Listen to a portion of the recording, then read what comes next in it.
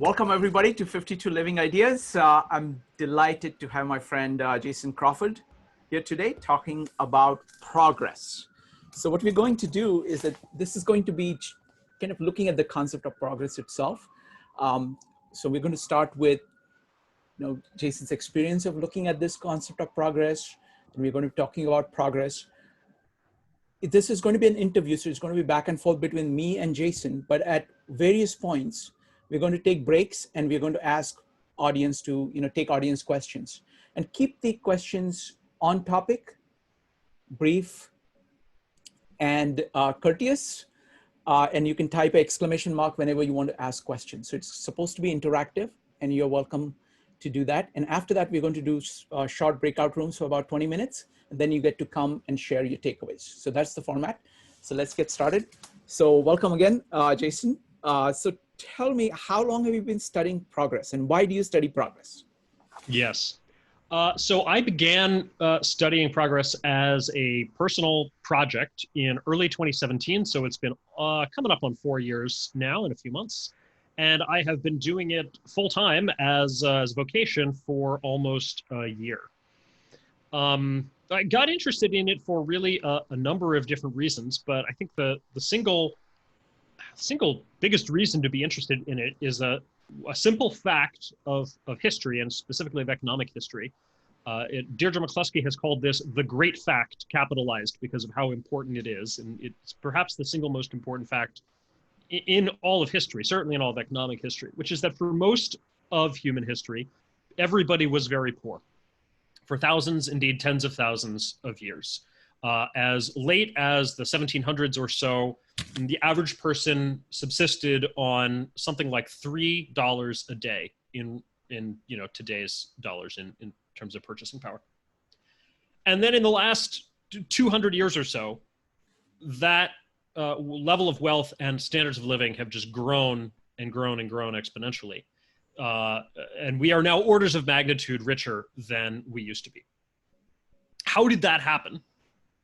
And why did that growth not truly begin until just a couple hundred years ago? Really, it's less than 1% of the time that human societies have existed that this strong growth trajectory has existed. So that is something very unique and special, and something that fundamentally deserves to be understood. And it deserves really more study and attention, I think, than it has gotten. Let me ask about that. So economy, see, I grew up in India.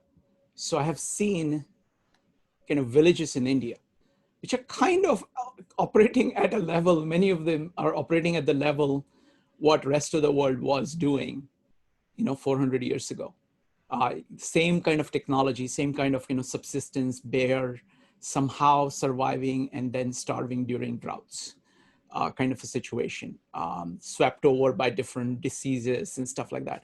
Now, let's look at the greater concept of progress of when you look at, because we, in these meetups, we focus on psychology, philosophy, and self-improvement. So can you relate the concept of economic progress to progress in these kind of higher level ideas? How are they related? Yes, absolutely. So the type of progress that I just described, which sometimes we just use the term progress to mean that narrower idea of kind of economic, technological, industrial progress, material progress. But when I think of the broadest conception of progress, I think of at least two other major areas. So one is progress in our knowledge. This is kind of the second most obvious, but almost as obvious fact, which is that almost everything that we know about the world, all of our science, all of our codified knowledge, has really come in the last 500 years or so, at least about the knowledge about the physical world. And then the other thing is that I think, although it's harder to see and the progress has not been as steady, clean, and monotonic, I think there has been a huge amount of progress in at least some ways on in the sphere of morality, society, and government. And if that seems hard to believe, just think that in 1775, virtually the entire world lived in some sort of monarchy. And today, most of the world lives in some sort of some sort of republic, And many of them, in fact, are, relatively liberal democratic republics. There's still a lot of authoritarianism out there. We still have a long way to go. But that is a huge change in just, less than 250 years. It happened really in about the space of 200 years or less. So when you look at all three of those, I think that is a broad concept of progress. And I think it is not a coincidence that they all happened, historically speaking, around the same time in the last few hundred years. Excellent. Let's look at another aspect of progress, and that's, I think Maslow captured kind of the hierarchy of needs. So it's like if the farmer in India is struggling just to work as hard as possible that they can feed themselves, their ability to do anything at a higher level is almost zero. So in many cases, all the things that we talk about, kind of self-improvement and improvement of our psychological well-being and all of that, kind of sits on the top of this material progress. Is that fair? Yes, absolutely. I think the three stories that I talked about, material progress, progress in knowledge, and progress in morality and society, are intertwined. And I think ultimately there is one story of human progress, and you cannot, if you want to truly understand it, you cannot separate those three, even though they are sort of distinct types of progress.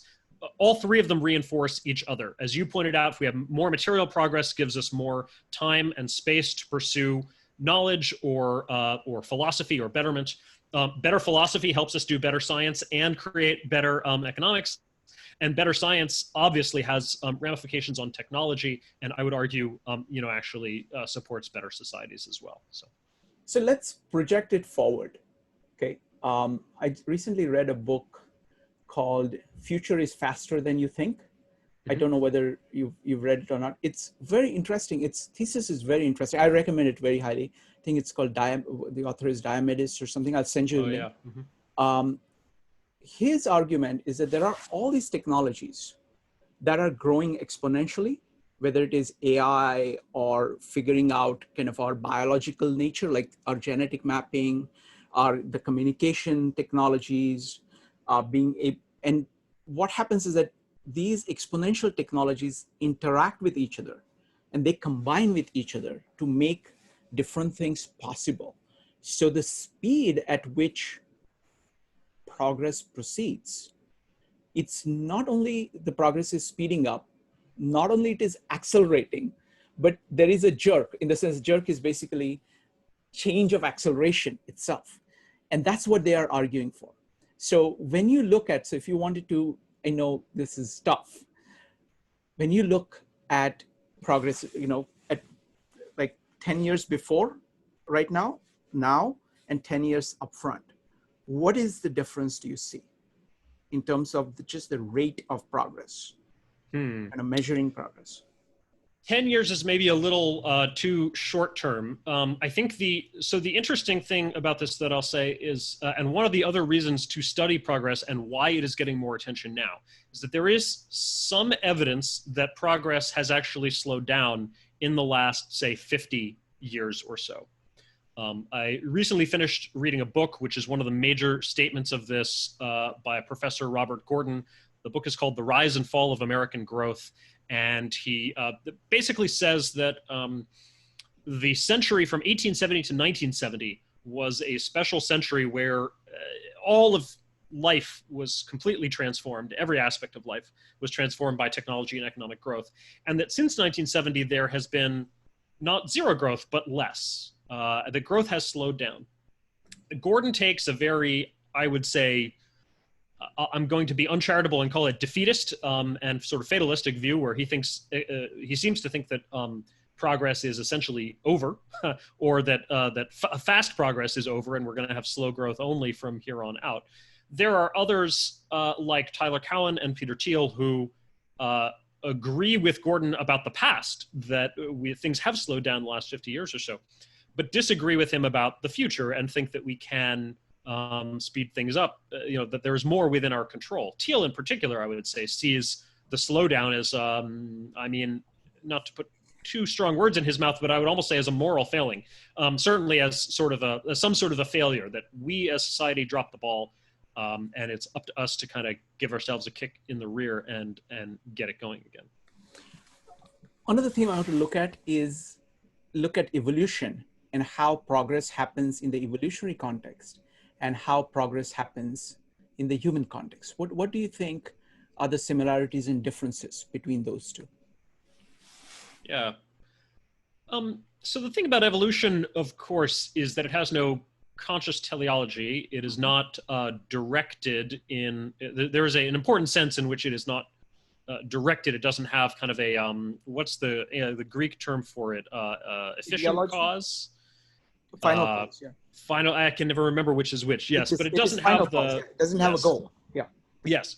Right, it only has efficient causation, and that does lead it, towards a path of better, organisms that are better adapted for fitness and for reproduction. But there are some analogies to how human progress goes, certainly technological and maybe other types of progress, in that you can make the analogy that both in nature and in a free market economy, there are constantly lots of experiments going on. And many of those experiments fail, but the ones that succeed grow and take on more resources and become more prominent, and then attract copycats and so forth. So there is something like evolution going on within a market economy. It's just more directed and more purposeful because, of course, we can guide it. There was a good article on Slate Star Codex a little while ago about the concept of slack. And he made a difference. So the idea of one difference between biological evolution and the market is that when you have a promising idea in the market, you can go get investment. You can explain your idea and how you're going to get somewhere, and then you can lose money for many years. As long as conceptually investors and entrepreneurs can see that they are on a path to profit in the future. Whereas that doesn't really happen in biology. In biology, you have to profit and survive every single generation. There's no VC of evolution who says, oh, you have a really good idea for a different organism, a different species that you could be. Great, I'm going to grant you free food and reproduction out of my store, of it until you can pay that back later with interest. That doesn't happen, right? But it can happen in and so what that means is, if you think of the fitness landscape, and that in biological evolution, you can't go very far uphill in the fitness landscape, right? You always have to be almost always going downhill, or depending on how you conceive of your fitness function. In the market landscape, you can get over much higher humps in the sort of the fitness function landscape. Excellent. So let me come back to the previous question about the future and the rate. I mean, one of the big things that I see is the spread of progress across people. Like, I'm very much aware, because I'm from India, I remember what India was like when I left it 30 years ago, and how fast it has changed, and what percentage of Indians are now part of global economy, and at what enormous rate new people are coming into the global economy, jumping many, many levels. And that's a very real factor, because these are human beings, and these human beings are being added, their creative ability, their ability to work is being added to the entire global economy. So that's a huge, so I think when you look at a particular place like America, and you can see what is, you can say, okay, this is slowing down. You kind of miss the rest of it. Also, progress is not even, right? I mean, like, what is happening, I've visited you and my other friends in San Francisco, and what has happened to San Francisco downtown is truly remarkable. I've never really seen like that seen basically a city grow kind of grow this new industry, new core. It used to be the technology used to be in the Silicon Valley, but now there is a really strong critical mass, huge critical mass in downtown San Francisco. So I think there is a geographical distribution of progress. Also, what do you think? Yeah, certainly. I mean, one of the big stories of the 20th century has been, towards the late 20th century, has been the rise of especially India and China, but also, other economies as well. If you look over that, I mentioned 200 plus year history of economic growth, what you see is that the West pulled ahead of the pack at first. So in 1800 or 1700s or so, everybody was poor. Every country was poor. In the 1800s and early 1900s, the West pulled ahead of the pack and started to get rich. And then in the mid to late 1900s, the rest of the world started to close up and started to close the gap and catch up. And that is certainly one of the huge success stories. And that's still going on. So when I say that growth has slowed down in the last 50 years, I'm talking about on the frontier. As in the wealthier countries that are already at the frontier of economic development, the US, Europe, Japan, places like that. I think you can see it in the GDP statistics, although there's a lot of argument back and forth about does GDP properly capture consumer welfare, and is there a lot of unmeasured surplus, and is there more than in the past, et cetera. But I think you can see it in a qualitative way if you just look at what were the major technological revolutions that were going on at different times. So if you look at the late 19th and into the early 20th century, by my count, we had approximately 4 major technological and industrial revolutions all going on at once. So we had obviously the oil revolution that led to the internal combustion engine, which led to cars and airplanes.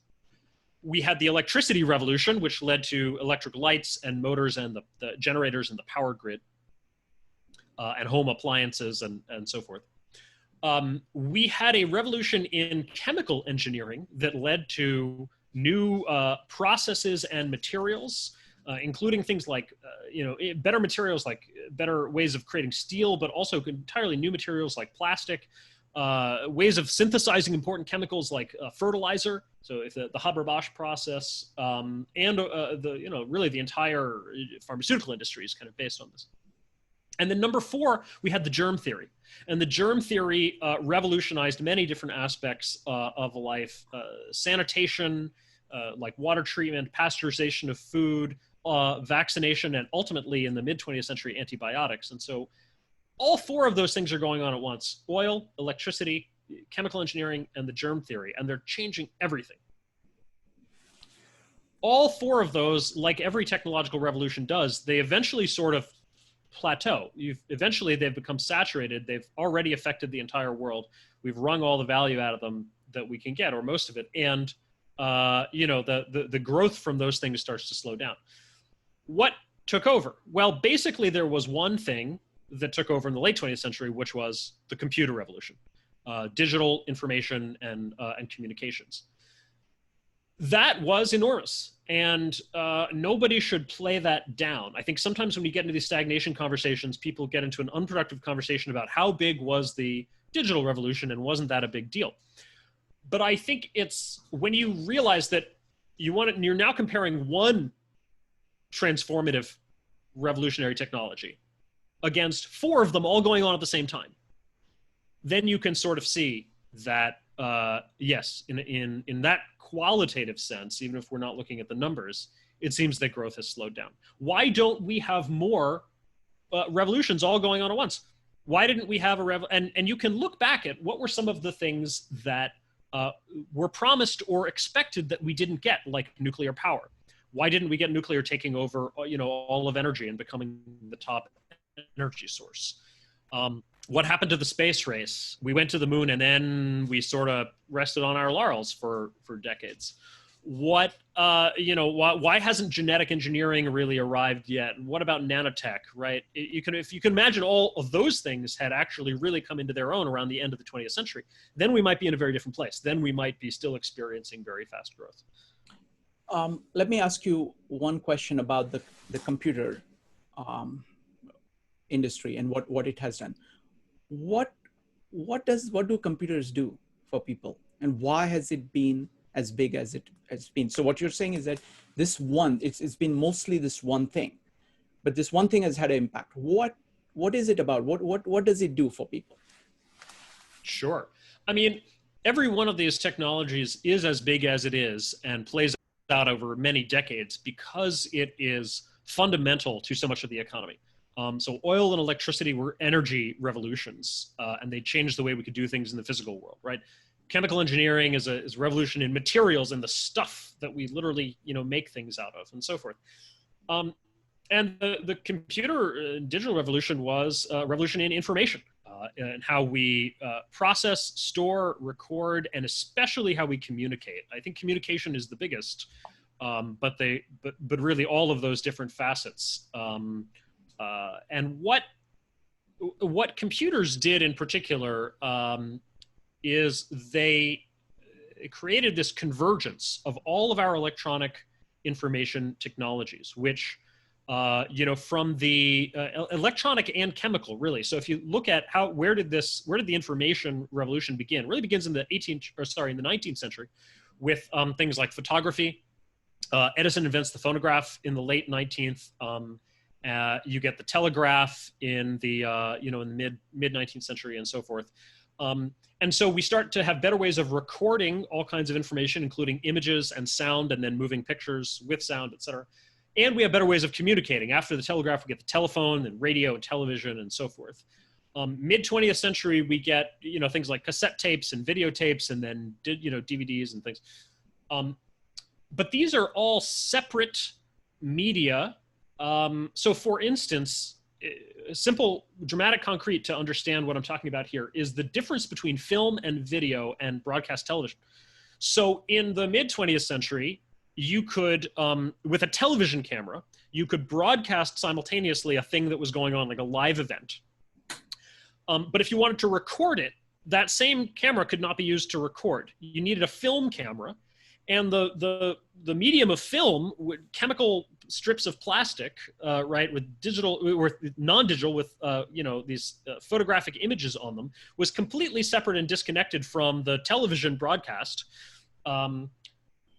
Until ultimately we invented digital video and videotape, but that didn't happen until, I don't remember when, maybe the 1960s or so.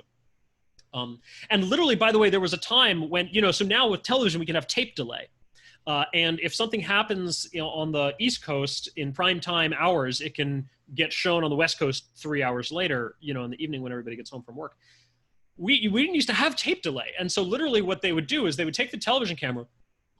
They would they would project it on a big screen, and they would point a film camera at the screen, make a film of it, rush to develop the film, and then 3 hours later they would play the film back on a screen and point a television camera at it. So this is what they had to do. So digital technology has just sucked up all of this. It's like the Katamari ball that just it's a juggernaut that just rolls over the landscape and sucks up everything, telephone. Right, and so everything now is a computer. Everything that we used to do, everything in the old Radio Shack catalog from the 1980s, is now just a computer in your pocket. Right, your telephone is a computer, your camera is a computer. You write letters on a computer. You talk to people. You video, all word processing. Your filing system is a computer. Your library is a computer. Your books are a computer. Everything is a computer now. And so it's just and this convergence has a lot of benefits in a lot of different ways. One is that when the fundamental technologies get better, they make everything better. So when we have higher bandwidth internet, all of those different use cases and applications get faster. When we have more memory on our computers and more hard drive storage, everything gets faster. If we come up with some search algorithm, the search algorithm now applies to all text of everything from Twitter to Aristotle gets indexed by the same search engine, et cetera, and so forth. So that's the great convergence. Listen, I have to tell you, Jason, I have to tell you a story. There is two blocks from my place. There used to be a Sony Museum of Media, and they had this amazing wall. I don't know whether you've seen this or not, but it's like they had this amazing wall which traced the history. They had actual artifacts of what movie cameras used to be like and how they changed over time, what phones used to be like and how they changed over time, what the photographic cameras were like and how they changed, how the record players changed, how the kind of news setup changed over time. And I was looking at all these amazing devices in all of this different media. And what I realized was I had it all here. All of it was here, everything. Absolutely.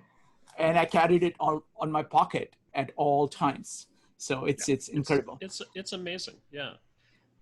Excellent. So let's do one thing. I'm going to open it up for questions, folks. So, and what we'll do is that we'll do some questions and then we'll go back to two big themes that we want to talk about, and then we'll continue from that. So folks, the rules, as usual, keep on topic. We're talking about the nature of progress at this point. Number two, be brief. Number three, feel free to disagree with anything that anybody is saying. Feel free to speak your mind, but do so courteously. And number four, when you want to speak, either raise your hand in Zoom or type exclamation mark in chat. First one up is Katin. Katin, go ahead.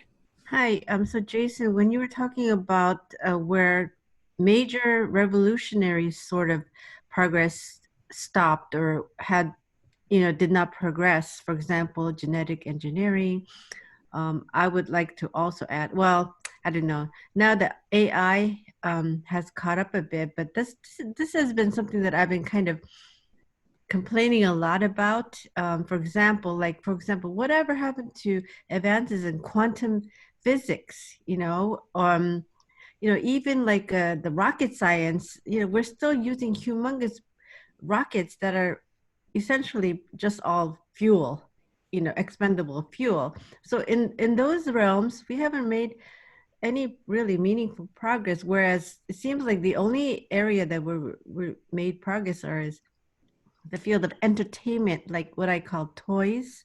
You go from big toys to consolidated toys, appliances. They're pretty much the same flavor, just different flavors of the same thing. But then I guess if you go philosophical, what is the meaning of life? Just bide the time until you die, I guess. So I guess those are meaningful advances. But, from a scientific point of view, what do you think? I know, like for the quantum physics, Let me address the science point. I think it's a really interesting point. If you look at the four revolutions of the late 19th, early 20th century that I mentioned, at least 3 out of 4 of them are directly traceable back to breakthroughs in science: electricity, chemistry, and the germ theory. And one of the arguments for why are we not seeing more technological and economic revolutions is, well, have we had appropriate scientific revolutions? You need a scientific revolution a few decades before you want your technological revolution to even begin, right? So, it's arguably 100 years from some fundamental scientific breakthrough, like Faraday, I believe it was in 1831, discovered the electromagnetic induction, and literally 100 years later, in the 1930s, we are still playing out the ramifications of electricity for manufacturing. So it's a very long time scale to look at. So what breakthroughs did we have 100 years ago that should be playing out now? And now progress in science I know less about, but there is generally a concern among many people today, especially in physics, that physics is quote unquote stuck, that we haven't been able to have real breakthroughs in our understanding of matter and energy for several decades since, maybe kind of the heyday of the quantum physics in the 1930s and then nuclear sort of in the, around that time as well, but maybe since World War II, right? Biology seems to be proceeding apace, and I am optimistic that the genetics will proceed even faster with the tool of CRISPR. But we do need those fundamental scientific breakthroughs in order to keep having technological breakthroughs. So I think that is an important place to look for the causes of faster or slower progress. Next up is Jim. Yeah, hi, Jason. Well, a lot is made certainly in terms of science fiction about AI taking over and whatnot.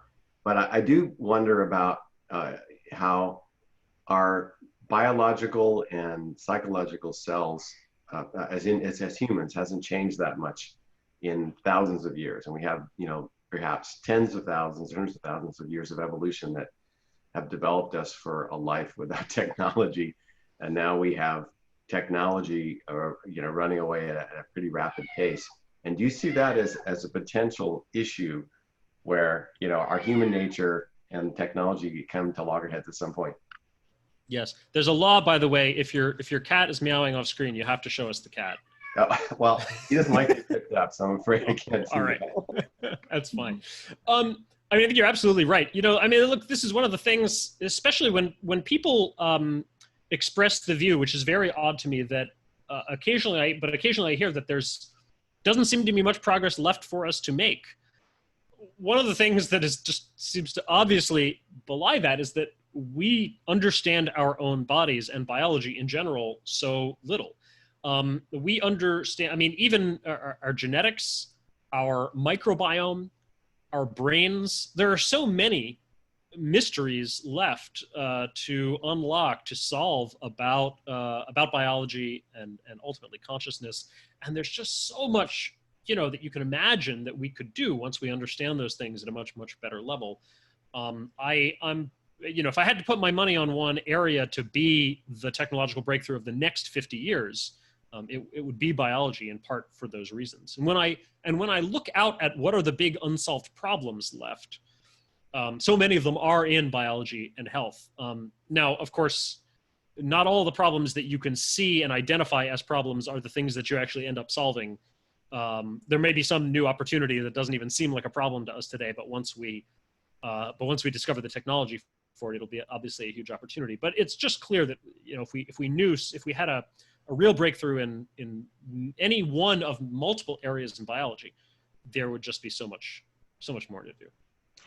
I just want to follow up on Jim's question about artificial intelligence. There are lots of people in the tech world who are very concerned about AI and dangers of AI. What's your take on that?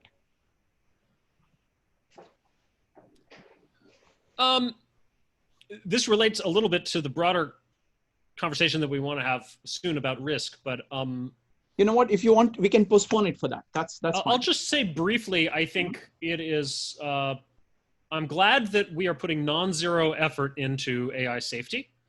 And I think it's easy to go a little overboard on it, but I do think that it's worth thinking about. I think there's some good work going on in AI safety. Okay, so let's go to the two themes. So first, I want to bring up I want to pose this question as an analogy. There is a narrow concept of selfishness, which is kind of you benefiting at the cost of other people in a kind of win-lose way. And then there is a broad concept of selfishness, which is working out win-win relationships with people so you benefit and they benefit too. Is there some such thing for progress? Is there a narrow concept of progress and a broad concept of progress? Yes, absolutely. And I think this is very important to understand. So sometimes you get objections. So sometimes I hear objections to progress, which in the beginning was a little baffling to me because my reaction was, I would go out and talk about progress and I would get the response, well, but is progress good? And at first I honestly couldn't understand that question because from my perspective, well, isn't progress good sort of by definition? If it wasn't good, we wouldn't call it progress. But then what I realized was you can look at progress in different scopes.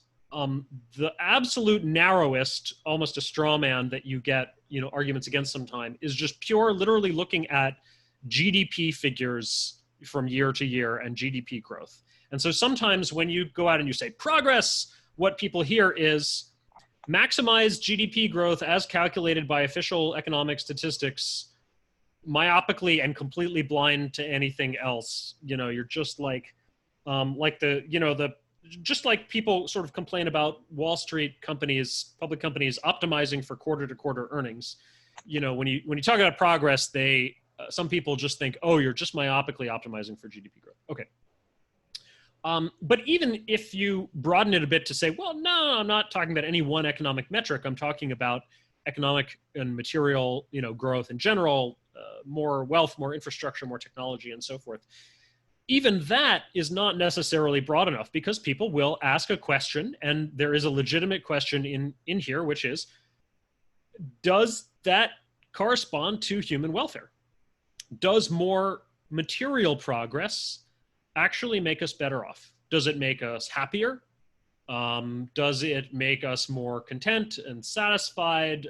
Does it conflict with other values such as beauty or freedom?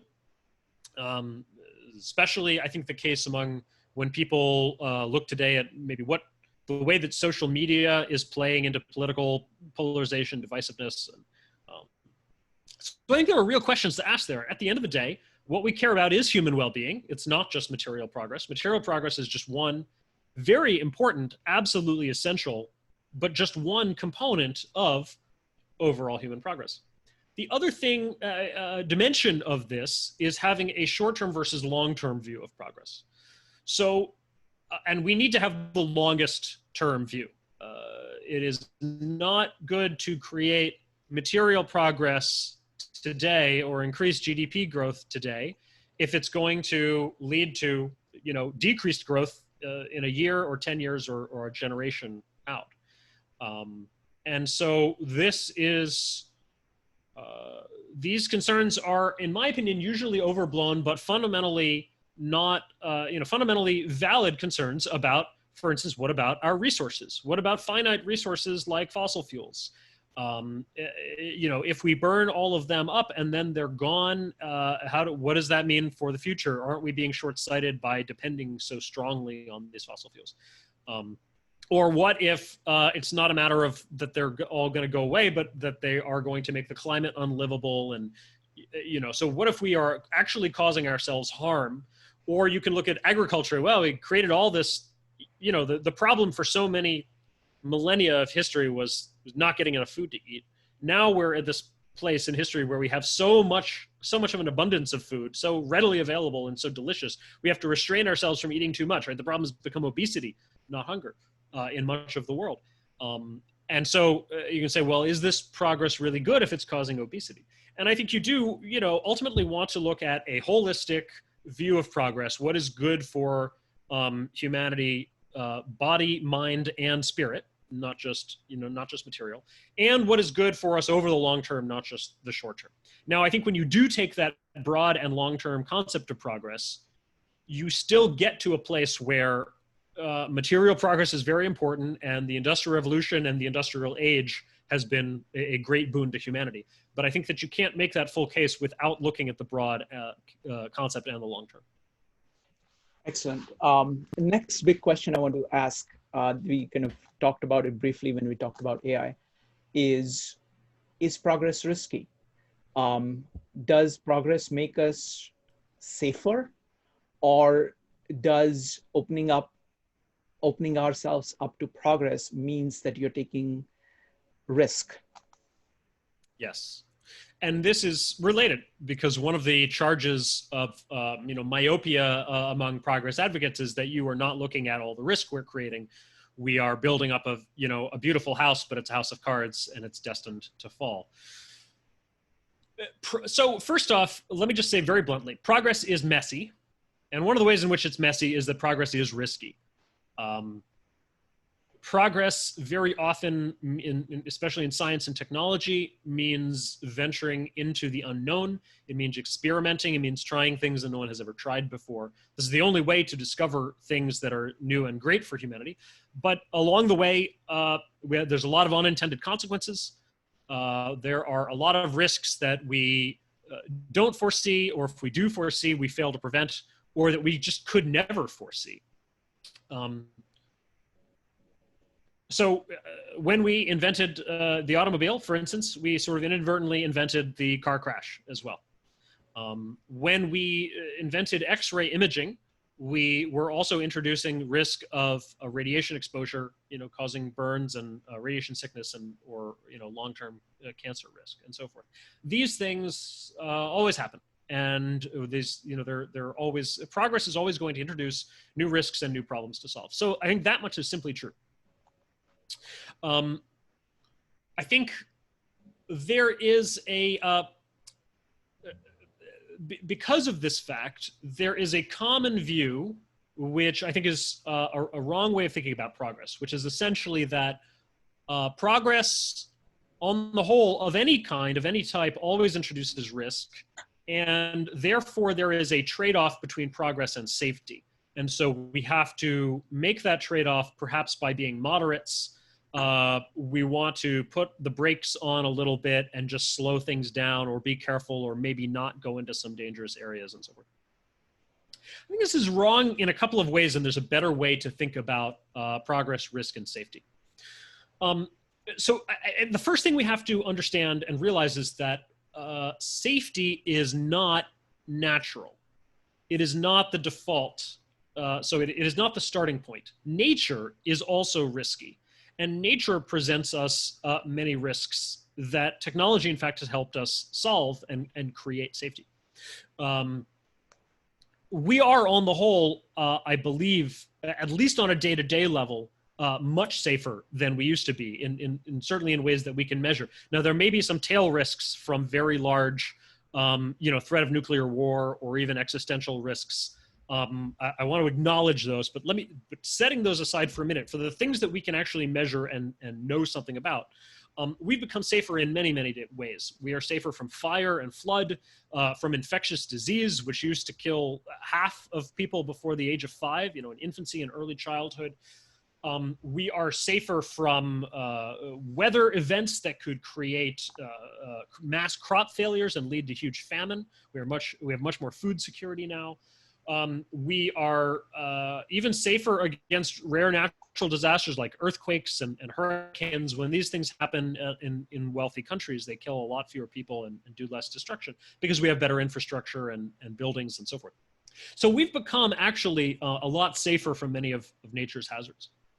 The other thing to realize is that even when technology introduces risks, the way we deal with those risks is virtually always with more technology. So the solution to the problems of progress is almost always more progress. When we invented car crashes, the way we dealt with that was by inventing seat belts, airbags, turn signals, traffic lights, divided highways, even policies and procedures like having driver's education, right? When we realized very quickly, by the way, within the first year or two, that X-rays were potentially harmful, we introduced safety measures, protocols. We now use X-rays only when it is medically necessary. We have the minimum exposure. We try to maximize the distance between the patient and the X-ray, minimize the amount of time that the X-rays are on, and minimize the power and so forth. We have lead shielding for the patient and so forth. We have all those things. And we did, some things were simply banned or rolled back. In the early days of X-rays, there would be novelty booths at carnivals and fairs where you could just step into the trailer and get your X-ray, see your bones, wee. So that was fun. We sort of realized, okay, we're just putting the kibosh on that. We're just not going to do that.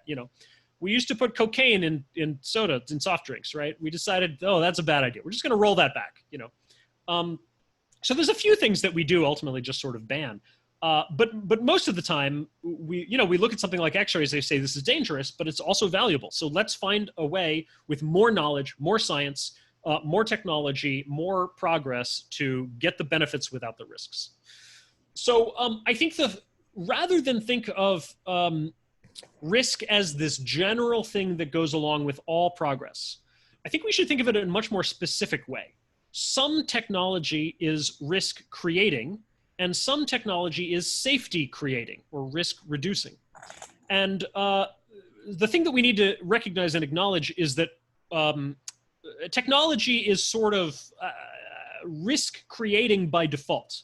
If we are not specifically aiming to reduce risk, if we are not specifically set up a goal of safety as the goal of a technology, then it is more likely than not to have some sort of risk creating. If we're just going out there and exploring and trying new things, or if we're just chasing, faster vehicles or more powerful machines, et cetera, we are liable to create risk as a subset. But when we specifically aim at safety creating technologies, that type of technology that's deliberately aimed at safety can and does create it. So I think the questions we need to ask ourselves are, how do we balance sort of the portfolio of technologies that we create? How do we allocate our effort? Can we create safety technologies as fast as we create risky technologies? So that we don't, and maybe arguably if technology is creating undue risk in our age, it's because we're sort of racing ahead too much with the risk creating technologies and not putting enough effort into the safety creating technologies. Or that, I mean, so another thing we can see from our history is that through most of history, safety has been very reactive. So we have discovered risk post facto when it has actually harmed people. And then we have reacted to that by creating safety technology. And so one thing we can get better about in the future, although I don't exactly know how, I think it's a very difficult problem, is being more proactive, is seeing the risks ahead of. Sorry, Jason, your sound, there is a problem. Oh no, okay, I may be having a bad Wi-Fi moment. Yeah, go ahead. Zoom is complaining to me. Is this any better? Yeah, this is great. Much better. Go ahead. Yeah. What was the last thing you heard? Last thing, you're talking about, technologies of safety, designed specifically for safety. Yes. So I think that one thing we can see from history is that we have historically been very reactive. We create risk. Actual harm is done to people. Very often people will die. And then we realize we've got to do something about this, and then we create the safety technology. So I think one thing we should get better at for the future is being more proactive, being able to predict the risks and head them off, create the safety technology before it's needed. And this is especially true the more powerful our technology gets and the more we run into tail risk, very rare but very large catastrophes that could happen, including some, which conceivably could literally wipe out the human race. And I think the good news is that we are starting to see a little bit of this, in particular in genetic engineering, and as was brought up in AI. These communities, especially the AI community, are conscious of the potential risks that they are creating in a way that I don't think we have seen in the past generations. And they are working on safety protocols and technologies ahead of even the risk creating technology itself. Will it be fast enough? I don't know, but I think that's at least a small good sign. Excellent. So we're going to take 2 questions and then we'll continue. So it's going to be Jeff followed by Cotton. Jeff, go ahead. Thank you so much for this. It's brilliant and provokes so many questions. I'm not quite sure the most eloquent way to ask this, but it seems to have 2 dimensions. One, it does seem to me that that the things that can really cause great progress often are resisted by such a substantial percentage of a population globally or within a country. And that yields the opposition to that, whether it's how many people are going to be willing to take a vaccine for COVID-19, and save the nation, or whatever it might be, seems to be really consequential. So whether it's the exploration of things that really do benefit people and somehow educating or inspiring or informing people to take advantage of them, or whether it's somehow mitigating the damage of things really needing to be adopted in order to save us all. I wonder if you have any thoughts about that. I think you're right that there is often opposition to progress. I think in the story of progress, you find that virtually every advance was vigorously opposed by someone. This is true even in the era like the late 19th century, when the public in general was highly favorable to the concept of progress. Whether or not people think well of progress in general, there's always someone opposed to specific advances. And very often this is simply, people kind of protecting their own narrow and short-term interests. There's always economic competition. So, when the automobiles came along, the people who were running the stagecoach service didn't like it. And when the textile automation came along, the weavers and the spinners didn't like it. And When social media comes along, the New York Times doesn't like it, and so forth. So every single one of these things. In many cases, there are also fears about new technologies and the risks that they incur.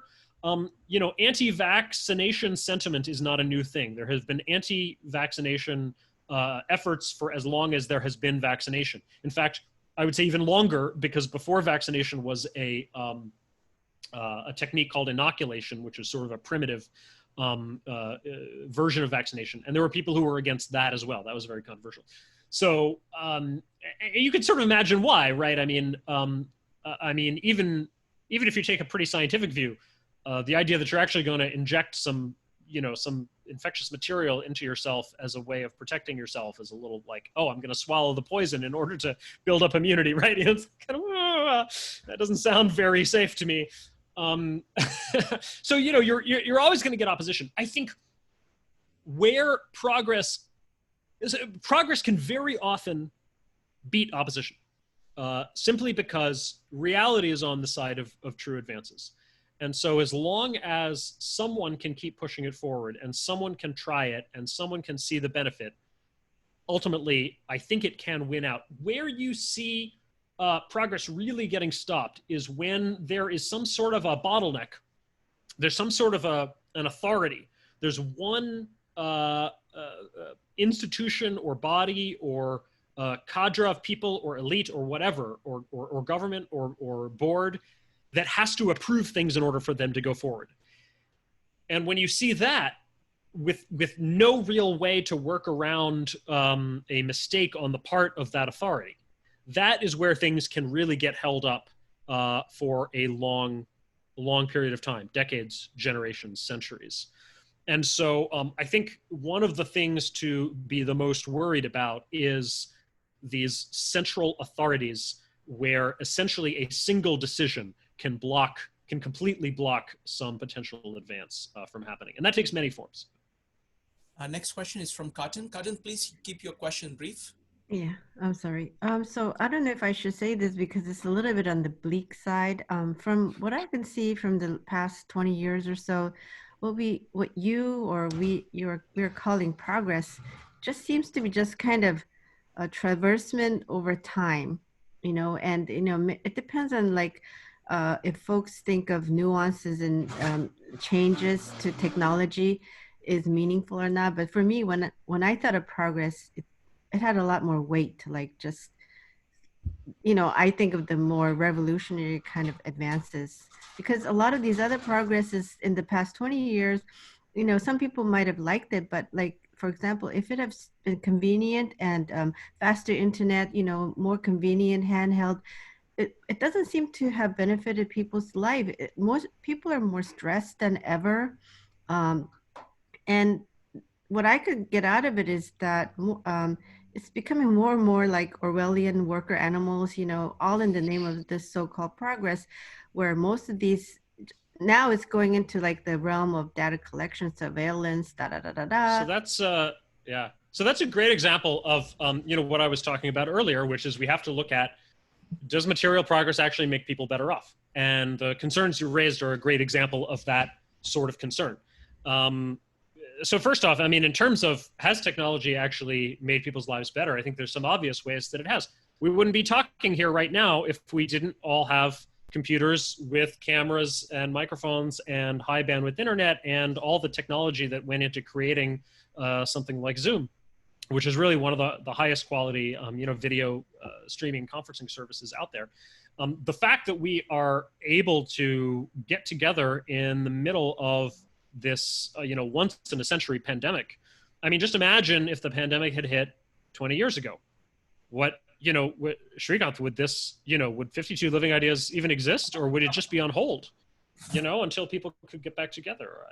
So there's clearly huge positives. Now, as for the negatives, I think, you need to look into those seriously. In terms of the psychological harms, I haven't dug into this a lot, but when I have looked at actual attempts to measure, there doesn't seem to be a real dramatic increase of things like loneliness, stress, depression. To the extent that we can measure these things, there's maybe been slight upticks, you know, but it's mostly kind of on the whole been flat for the last couple of decades. So I think that story is one that resonates with people that, oh, we're just all sort of getting more stressed and so forth. But I don't think it's really borne out by the data. Yeah, no, I think, Jason, your example, it's exactly the same example I was thinking of. You know, we're going through COVID, and just imagine what it would be like 20 years from now, or 20 years ago, or 30 years ago, if we were doing social distancing, where you're not able to get out of your house, and worse, you look at, I think we talked about it last time, when influenza hit, or when the plague hit, what kind of they also did a version of social distancing. And that means you just don't go out. And being able to kind of connect to people using all the technologies that we have, being able to actually work using these things, you know, that's a huge thing. Being able to still carry out, I mean, the economy at the level at which we are still able to do, in spite of that, that's a big thing. It's a very significant difference between now and 20 years ago or 30 years ago, I would say. Yeah, absolutely. All right, if there are there any more questions? I don't see any more questions. So I will go to the next one. That's about, I want to focus now on kind of individual reaction to progress.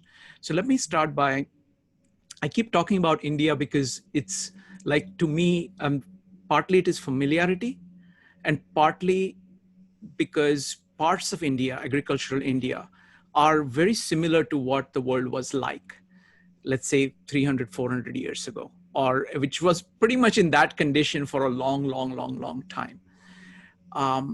When you look at a traditional culture, now I'm looking at it from the cultural perspective and how an individual thinks in that, they are used to a certain system that has been around. So their life is not that different from their grandfather, and their grandchildren's life is not going to be that different from their own life.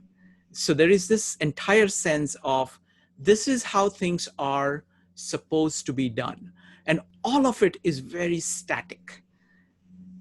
Now that so that is the kind of social aspect of it. But there is a corresponding aspect at a psychological level, whereas anything new out of this system is seen as a danger to the system itself. You know, God knows what will happen if I change this. Now, in that sense, America and the New World doesn't really have that. You know, we are part of the New World. We kind of came here leaving, you know, even our forefathers came here leaving everything behind to start life over in a new place. All the traditional things were left behind. They were too heavy to carry with them. So they kind of escaped. But most of the world throughout history, excepting the last couple hundred years, has been dominated by traditions. So, but at the same time, kind of that particular way of thinking is very deeply part of our kind of even primate heritage, that we are used to a certain group, and we are used, you know, we are creatures of habit, and anything different, there is a reaction to it. So my question to you is, what kind of mental or psychological makeup is necessary to cause progress, to be comfortable with progress, to live with progress, and to make progress happen? Yeah, I think you're right that for most of human history, most people did not see the world change significantly in their lifetimes. They pretty much, certainly not for the better. They might see political revolutions, one king or ruler come in where a different one was ruling, but in terms of a change in the way we lived our lives and made a living and so forth, they pretty much died in the same world they were born in. And so they did not have a concept of progress. The concept of progress, it turns out, is relatively new in history. And I think that is perhaps the most fundamental mentality that one needs to make progress. You first have to believe that it is possible and desirable. If it is either simply impossible, or if it is a thing to be feared and shunned, then you're not gonna go do it. And at the end of the day, progress doesn't happen automatically. It happens through choice and effort. We have to decide to go make it happen. One of the best statements on this is the book by economic historian Joel Mokyr titled A Culture of Growth that came out late 2016, early 2017. One of the first books I read in this project, and really something that inspired me to think about the project very broadly as the concept of progress in its broadest sense, not just material progress, not just the Industrial Revolution. But Mokyr says that through most of history, not only do we not have the idea of progress, but we essentially had entrenched the opposite idea, which he calls ancestor worship. The idea that our ancient ancestors were the wisest people who ever lived, that all knowledge that mattered was indeed revealed to them in ancient times, that their achievements were greater than anything that we will achieve, and that really we can never surpass them.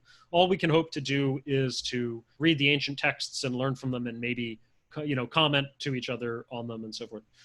And in the Middle Ages, you can even sort of understand this when they looked around them and saw the ruins of the Roman Empire, the great aqueducts and the Colosseum and so forth. And even out in Egypt, and they saw the pyramids, and they must have thought these ancients were a race of giants. They could do these huge things. Mokyr talks about how this changed in the West in the 15 and 1600s, basically the era from Columbus to Newton. And Columbus is not an arbitrary starting point. It really, in a way, started with the voyages of discovery, which discovered new knowledge, in fact, entire new continents that the ancients did not know about. And so that was the first crack in this foundation, this realization that maybe we can actually find new things. And so then by the time, that went through Francis Bacon and the scientific revolution, and then by the time you had the Newtonian system of the heavens, his explanation for the solar system, it was very clear that we now had something that surpassed anything the ancients ever dreamed of. And so then we were kind of off to the races, from the progress standpoint. But it took a couple of hundred years for that to change just in one society. And that fundamental mentality, the belief in progress, is needed. And if there's one thing I can accomplish with my work, it's to revive that belief, or to make sure that it doesn't die, and that it is maintained and transmitted to the future generations. Thank you. Next question is from Laura. Laura, go ahead. I was just thinking about the pioneers, when they set off to go west. I mean, they had no idea what to expect. I'm sure they were very frightened. And I don't know, just thought they were an example to look at. Thank you. I want to follow up on that. I think, so let me pose it as a more detailed question for Jason. Jason, I mean, I always think Americans don't have a perspective on America, but America is a very special place. People who came here left behind everything. They took enormous amount of risk. Traveling across the ocean was a significant risk to life. They came here, they had nothing, and they kind of had to start over. All the people who went west, the concept of frontier as well, is a huge concept. So this concept of progress is far more deeply built into the American psyche than with anywhere else. So any thoughts about how America has looked at progress as opposed to most of the world? I think that's absolutely right. So let me give my thoughts, and then let me turn around and ask you a question. Your view is on this, because I think you've got, especially as an immigrant, you have a view. So absolutely in its early days, early centuries, really, I think the frontier spirit was the spirit of America, and in some ways still is, although I think that has been somewhat degraded. I think certainly, at least through the end of the 19th century and into the 20th century, certainly through the very can-do days of World War II, and then at least remained in some significant degree through, I would say, the Apollo program. I wrote a brief essay on my website, The Roots of Progress, asking about why it seems that we don't celebrate major achievements as much as we used to.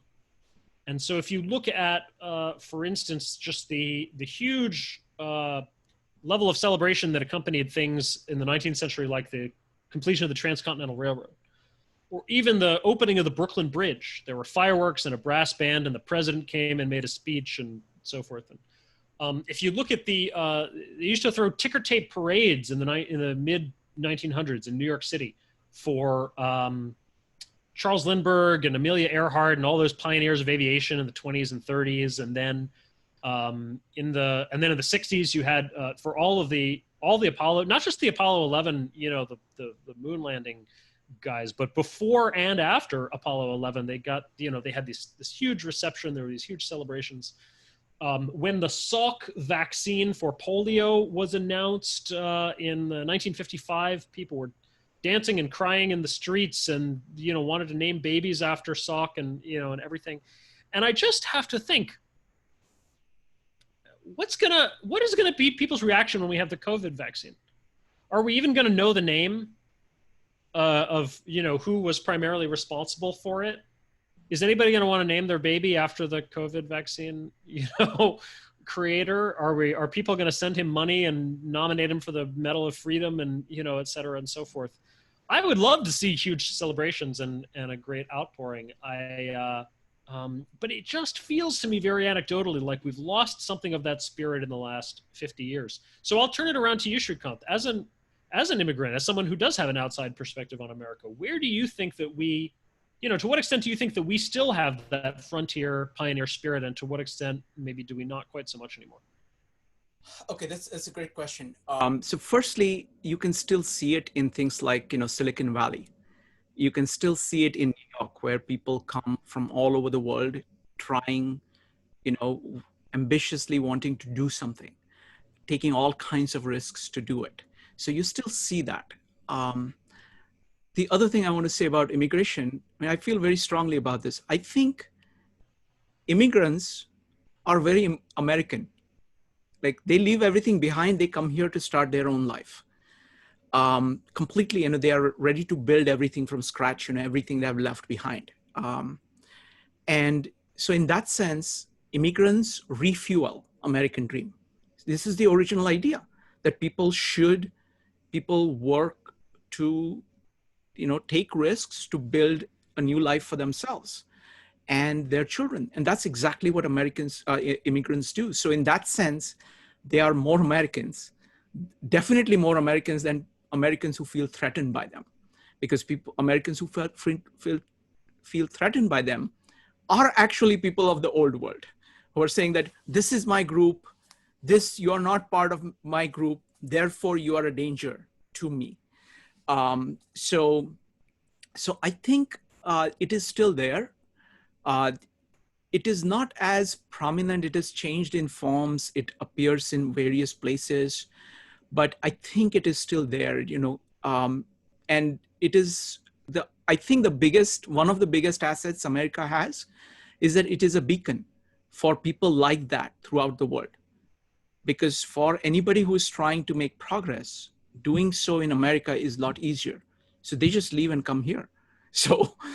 And we are blessed with that. And so I think that's what I would say. So I do see what you're saying, but I think it is, when I compare it to the rest of the world, because most Americans see it with respect to what was there before. But I'm seeing it with respect to rest of the world in the larger, or also looking at it at a historical context. Historically, what we still have is something which is remarkable, I think. I agree. And I do think that if you wanted to pick a place to be an innovator, to be a pioneer, this is probably still the best place. Yes. So on that note, what I'm going to do is that we're going to start the breakout rooms. I'm going to run the breakout rooms for about, give me just a second, for about 20, let's see what time it is. I'm going to run it for about 20 minutes, and then we will come back to share our takeaways, final takeaways. Okay, I'm recreating all the breakout rooms. All right, see you folks back in 20 minutes.